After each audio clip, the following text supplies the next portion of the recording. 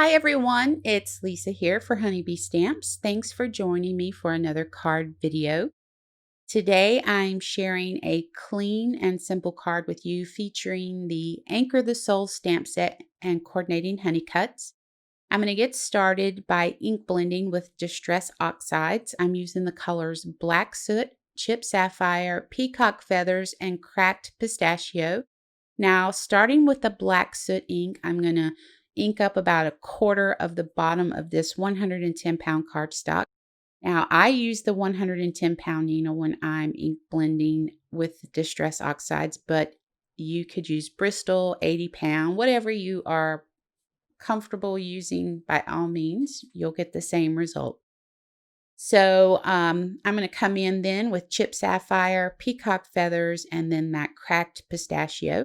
So I picked these colors because I was thinking of the sea when I was doing this, and I was thinking of the deep sea, farther out in the sea, So that's why I picked these colors.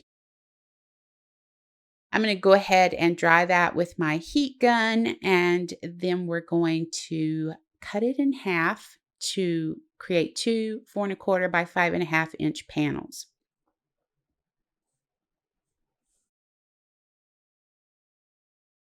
We're going to go ahead and place these panels in the Misty. Now, I've added anti-static powder to these, and I added a little bit more than I normally do because I just ink blended them and I did not want to take the chance on messing them up.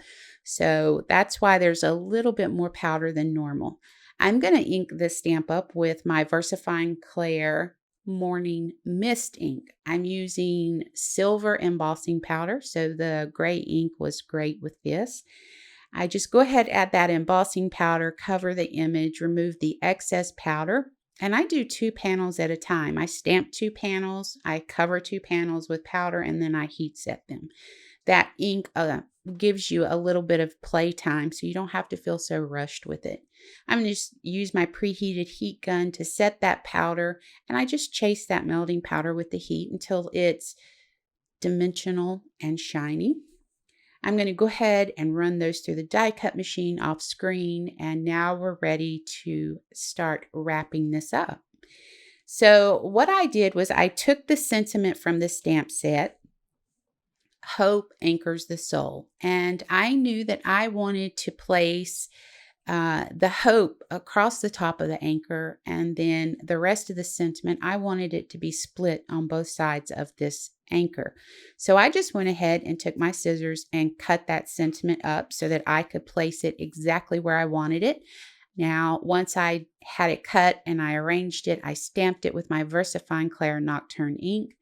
I'm going to stamp a couple of the word hope also on a separate piece of cardstock because I'm going to run that through the die cut machine with the coordinating honey cut. And then we're going to put these cards together. It's going to just about wrap us up here. Now, when I was stamping the words around that anchor, I did hold that anchor in place with some repositionable tape until I had it where I wanted it, and then I removed it. So, of course, we can't have a card without mounting foam. And I added that to the back of each of the anchors and then placed those on the card. The card bases are 4 1/4 by 5 1/2 inches, and they're 110-pound card bases. Adding a little bit of mounting foam to the back of the word hope and then placing that at the top of our anchor. And that's going to bring us to the end of this video. I really appreciate you joining me today. I hope that you'll click that subscribe button and ring the bell to be notified of new content to the channel. Now, for more information on the products used, head over to the Honeybee Stamps website. And I hope you have a wonderful day.